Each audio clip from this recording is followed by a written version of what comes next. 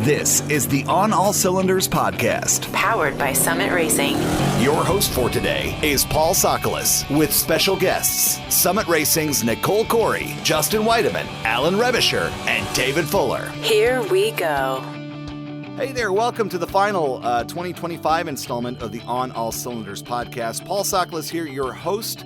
And we've got Summit Racing employees, Alan, Dave, Nicole, and Justin. And, astute fans of the show know that we always try to do a On All Cylinders holiday podcast spectacular, trademark. But quite frankly, we just kind of ran out of time. Between SEMA, PRI, and all the holiday work we have on our plates, just couldn't get it done. But we are going to do a 2025 year-end recap, kind of reviewing some of the bigger automotive news stories that hit the industry this year. And I'll go ahead and start because it seems like this year, especially with the recent announcement of Ford ceasing production of the electric F-150 Lightning, a lot of automakers are pulling back from the electric vehicle market. You know, a few years ago, there was a major push to get EVs on the roads, but I'm seeing quite a few major automakers moving the goalposts, so to speak, certainly domestic and international with, Stellantis and Audi. But what do you guys think? Where's the industry headed in 2026? ICE is back on the ticket, which I absolutely love. I think a lot of people, when something, I can imagine this is what happened when automobiles came out and everybody is talking about what they're going to do with their horses. And I think the market slowed down a little bit that, internal combustion's here to stay for a little while longer. I do think plug-in hybrids and, the hybrid drivetrains are going to be the long haul. Maybe, who knows, we could even get into hydrogen power. Only time will tell, but I definitely think there is a big push and halt on the fully electric vehicle market, which for us hot rodders is awesome to see. I mean, look at Stellantis and how they did a full 180 swing, and what we're going to be, 1 or 2 model years for the electric chargers and no more? There was a complete lack of charging stations. There's not enough charging stations. There's not enough range to keep people happy. If they don't have an adequate way to fuel their vehicle and it only has 200 miles of range, they're just going to panic. It's not that they need it, they want it, and they want to have that assurance that they can get where they want to go. And electric trucks never made sense because there's not enough battery capacity to tow or do anything. Yeah, I think that the industry, the enthusiasts and the automobile owners have spoken quite a while about this. At the very least want choice. They don't want something shoved down their throats as far as having to buy electric vehicles. I think for 2025, you got to go way back to the beginning of the year.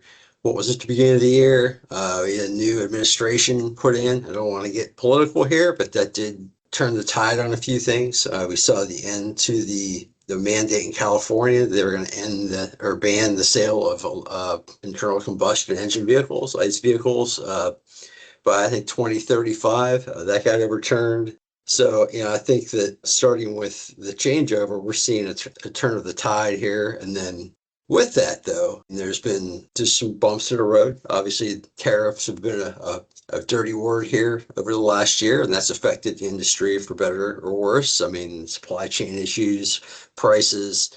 So that's something I think that the industry is continuing to deal with right now, and will continue to do so in the next year. In a similar vein, I was also surprised to see that Leno's Law didn't come to pass. Jay Leno, comedian and car guy, was championing a bill in California that would have made it easier to register classic cars for the roadways in the stringent California emissions laws. And that didn't clear the final hurdle to be passed into law, which I found surprising and interesting. Very interesting to see the direction things are going, or lack of direction and twists and turns as we go forward. You mentioned the hybrid vehicles. That new Corvette was revealed earlier this year. The ZR1X, which is a hybrid electric internal combustion engine vehicle. So that was somewhat big news, and I know there's opinions vary on that one. Yeah, I agree with Alan. There's a lot of range anxiety.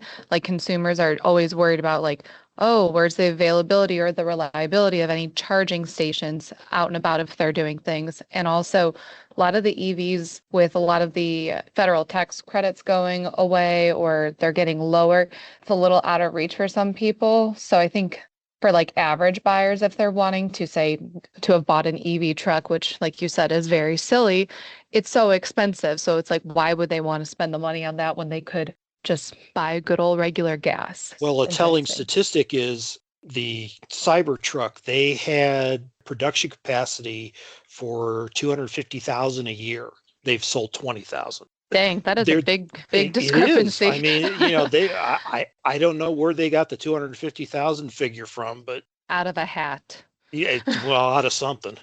Well, the Cybertruck may have other issues besides the electric drivetrain, right? Yeah, I think the drivetrain is the least of the amount of issues when it comes to the Cybertruck. But think about that, guys. Last year at SEMA 2024, they were everywhere. They were just, there was Cybertrucks in every way, shape, form, color, and flavor as far as we could see.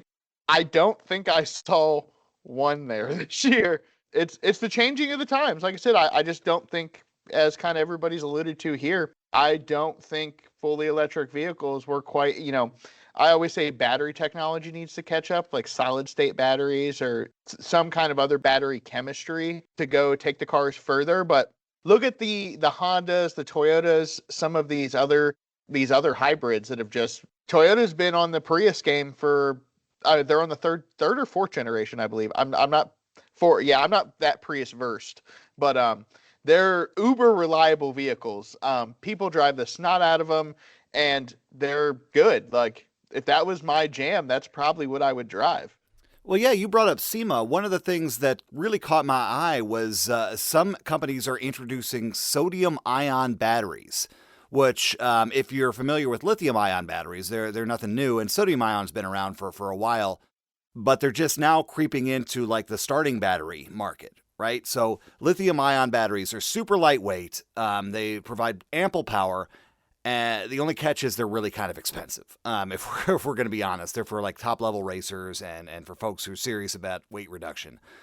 Sodium ion are a little heavier, but a whole lot cheaper. So there's plenty of upside in getting a sodium ion battery tech. And so fingers crossed that starts to become more and more commonplace as technology advances.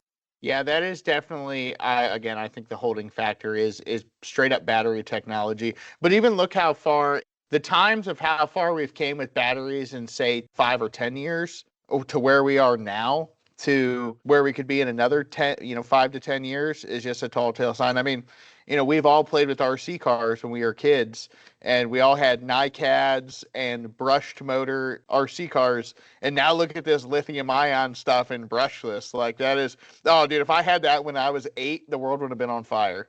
Speaking of battery performance, Dave, you kind of alluded to it earlier, but we have a new fastest American production car around the Nürburgring, right? The ZR1X Corvette broke the record held by I want to say it was the ZR1, the older ZR1 C8 Corvette, and the Ford Mustang GTD. So yeah, a hybrid Corvette, electric motor up front, internal combustion engine in the back. The fastest American production car around the Nürburgring. That happened earlier this summer.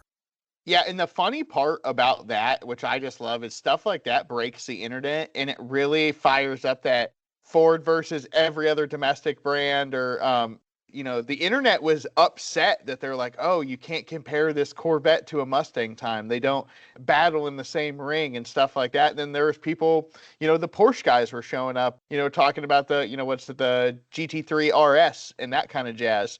So the Nuremberg stuff, that is like, I don't know, I love that's what we measure. That's like, there's a standard of like, oh, this is a new hyper. I don't even like to say supercar anymore because a lot of this stuff seems to be stepping towards the hypercar barriers, but it's just like, this is the tall tale of sign is, oh, what it do, it's cool, but what it do across the Nuremberg. Another thing we've almost forgot to mention was that we got more insight into that Chevy Gen 6 small block engine, right? So we've had the Gen 3, Gen 4 LS out, certainly made a lot of waves there. The Gen 5 LT with direct injection. And now we're slated to get a Gen 6 small block. We've known about this engine for a while, but earlier this summer, I believe, Chevy dropped us an arrival date, 2027. So it's clear that General Motors is taking internal combustion V8s very seriously still. I was surprised by personally, when we posted about that, just the amount of negativity that there was around that engine. That's what I saw anyway. I thought there'd be more excitement and another iteration of GM, small block, whatever. The people just ho-hum. Right from what I saw, maybe you guys saw it different, but. Well, GM didn't help themselves with the exploding 6.2s. So, I mean, that put a sour taste in a lot of people's mouths. If General Motors cannot build a reliable small block, what else can't they build? You may as well just pack up and go home, because they've been building those things since 1955. I'm right there with Alan as well. As you know, you always say the downside, downfall, whatever, of kind of these latest, the Gen 4 and Gen 5 small block stuff, the LS and LT based stuff, is the roller lifters and the AFM and stuff like that. And it leaves such a bad taste. And before we were plagued by these 6.2 stuff, there was some GM transmission issues in there with, the 6L80s and 6L90s, and then into the 8Ls. I had a conversation just the other day about someone with a truck with an 8L in it. And it's not if, it's when the transmission gives up. And the thing about these new ones is to rebuild a 4L60 or 4L80 or even 700 R4, it's pretty affordable. You step into the 6 and 8 speeds, and essentially we call it $1,000 a gear. So when it's $7,000 to $8,000 to rehab the transmission in your, for the most part, extremely late model vehicle, I don't think people have the biggest smiles on their face. So, but the thing that excites me is it's another generation of GM engine that we can swap into stuff it does not belong in, and that's what makes me happy. I love the LT stuff, and I'm pumped that it's taking off. The trucks and cars are becoming more accessible, mostly trucks, honestly. But LT swap, I think people are excited about that as they are LS stuff. But the lifter thing isn't just someone plaguing. Look at the new the 5th gen Dodges with the 6.7 Cummins in them. For you guys that don't know, the latest iteration of 6.7 has a roller lifter valve train in it, and they're hydraulic, versus the previous generations are all what you'd call like cam followers or flat tap it. And the hydraulic lifters, the rollers are failing, the lifters are failing, and guys are actually making retrofit kits to swap the old style lifters into these brand new pickup trucks. And they're having some issues with Cummins and Dodge, unfortunately, wanting to fix this stuff. And it's a whole underlying issue, but yeah, it just is what it is. Like, I could not imagine buying a brand new $100,000 truck and having a valve train failure in the first 30,000. It seems there's been a lot of engine plagued issues. I know Toyota is another one. I was going to stop you just real quick, because if we're talking about trends of 2025, when you mentioned the 6.7 liter Cummins, anybody with a grade school child or younger at home, and that certainly includes me, started to shudder at the thought of the number 6 and 7, because that's a thing that's trending with the youths, right? 6, 7. Yeah, honestly, Justin, that was the best part. You just scratched a little itch that I was like, oh, thank God. And then my social brain is happy, but I guess we're all 10-year-olds at heart. It's fine. I heard a kid say it the other day, and I was just like, I just don't understand it. I thought it was 6-7 because 7, 8, 9, and they were afraid. And then I got called old. I got called a fogey. And then it was just... See, now you know how it feels. Didn't love it, guys. You're putting yourself off as the type of person that would not like the Kendrick Lamar halftime show from this past year, which is another thing that we should touch on. Is that's how the year started off. We had new administration, and we had Kendrick Lamar on his Grand National, not GNX, as we were told so many times. I was thankful that he was not standing on a GNX, and it was just that was cool. That I do appreciate. I love that album cover. The thing I don't love is that the price that it did. What the price fluctuation of all the Regals, everything of that style of G-body platform. Like, G-body has gotten expensive. I was just talking about, I should have bought just like square bodies, I should have bought every $500 to $1,000 G-body or square body that I ever came across in my life.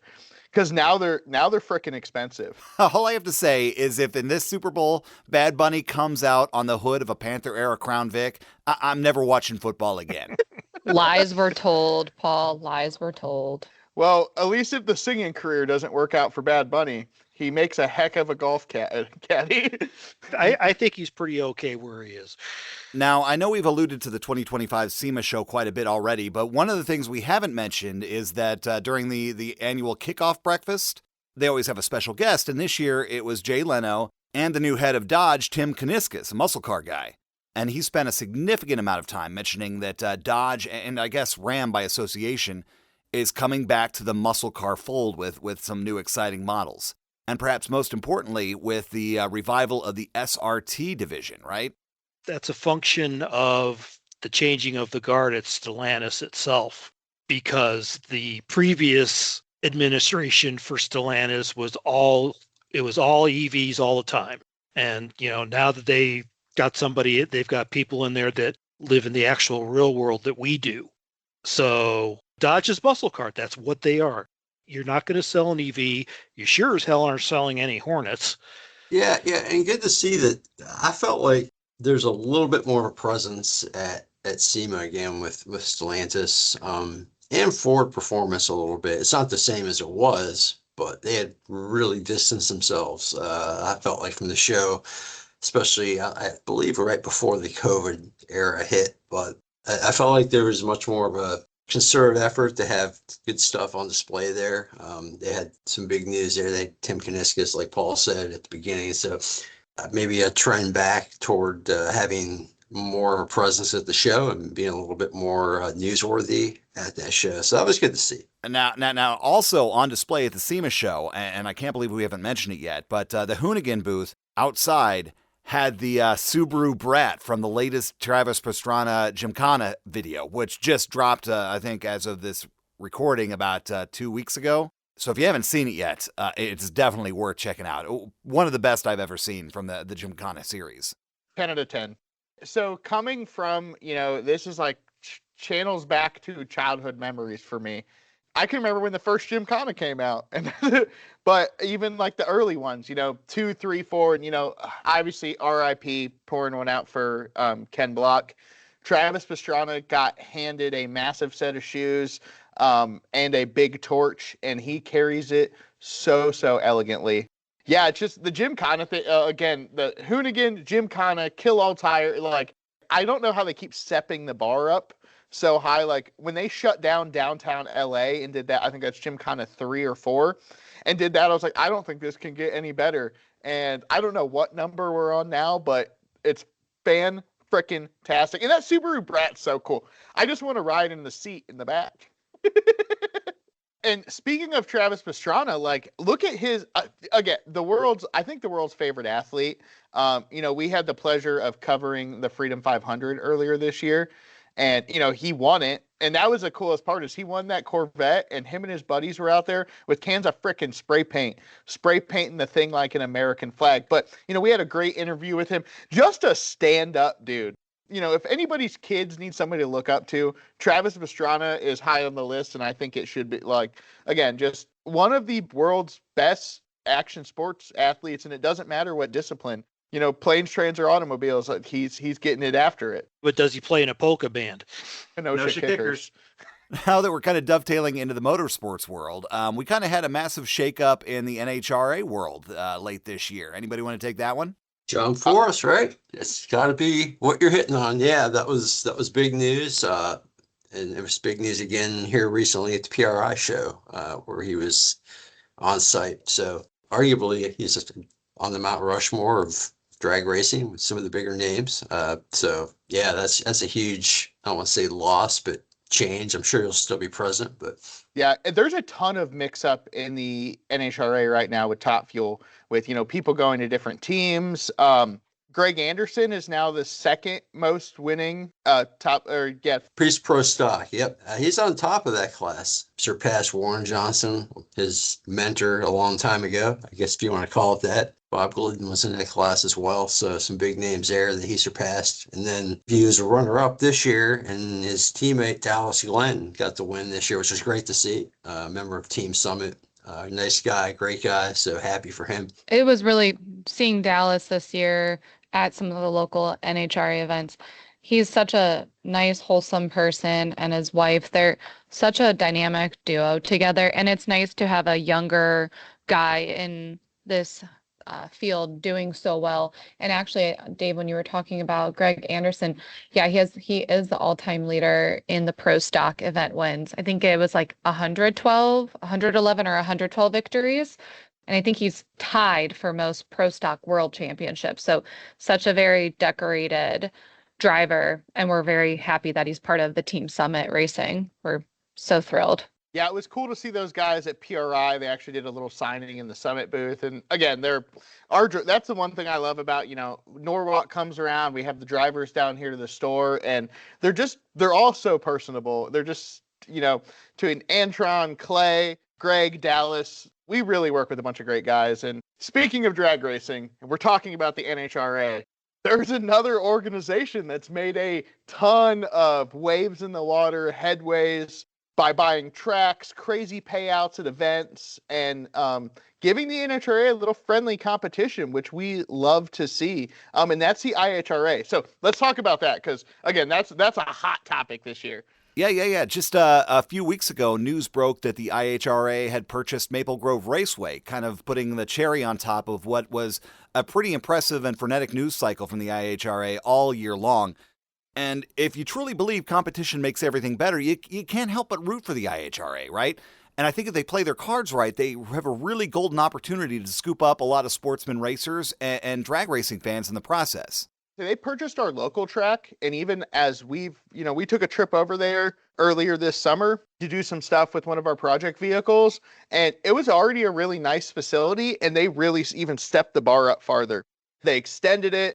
Yeah, it's fantastic. Like I said, it was good before. It's fantastic now. Yeah, that's awesome. And I know they're going to be launching some like newer initiatives too. That's small tire brat series. And it's cool because they are supporting more like local, smaller motorsports parks where like NHRA is such on a national level. I think it'll be nice to have kind of both. You have the national and a little bit more regional racing. I think that'll do us good as well to get, more exposure for other people who want to start into the racing.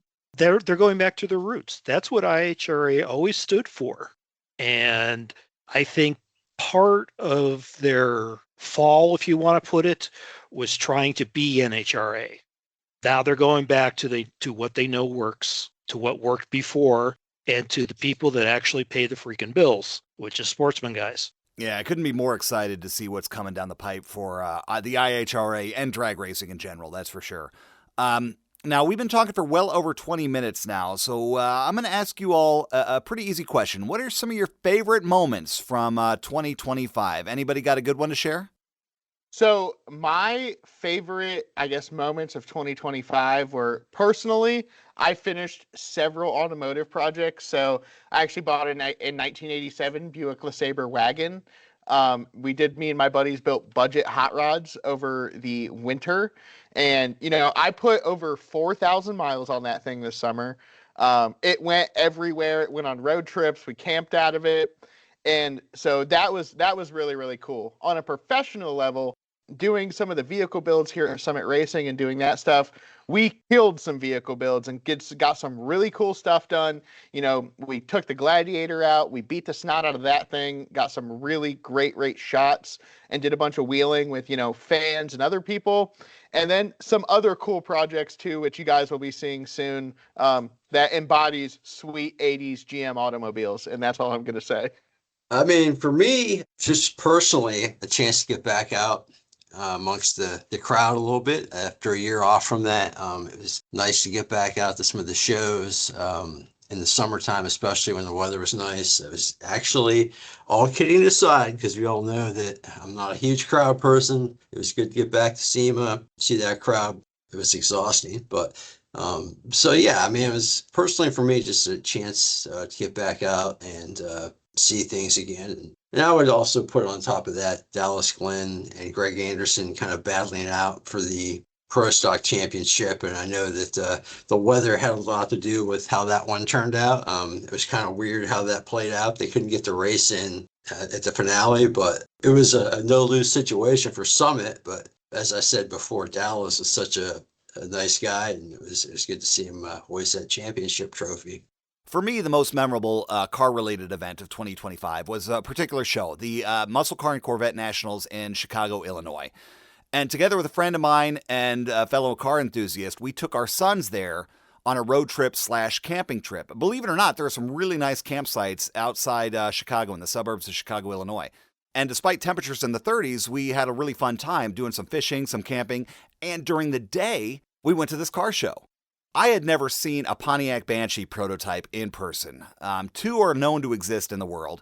And if you're not familiar, it was essentially John DeLorean's attempt to replicate a Corvette for Pontiac. And I think one's got traditional V8 power, but the one at the show had one of the innovative overhead cam inline sixes under the hood that Pontiac kind of experimented with in the 1960s. So super cool car. Plenty of L88 Corvettes, some rare Yanko and Copo Camaros, and the biggest collection of Panther Pink Moulin Rouge Mopars I've ever seen. You know, my father always used to say that a hobby is no good unless you share it with somebody. And being able to take my son and spend some time with him and my friend and his son during that trip was really quite memorable. Pretty special time. How about you, Nicole? My dad's super into Barrett Jackson, and knowing that they're coming to Columbus in our backyard basically next year will be probably one of my dad's highlights. But it's so cool for us to have that right in Columbus like that. I'm so stoked. I think that's really big personally. So for me, that's kind of and I can take my daughter and expose her to everything that weekend too. So I'm very excited. Yeah, that was big news. I'm glad you brought that up. Having them come nearby is going to be great. It also reminds me too that, this isn't necessarily just isolated to 2025, but the Motorsports team, events team here at Summit, just continues to expand their presence. It's amazing all the different events they're at and how they're able to provide parts and service people right at the events. I think, watching that was kind of a highlight for me too. It's just, I've been with Summit for a long time, and just to see where we started and now to where we're at with how we interact and attend these events, it's pretty amazing.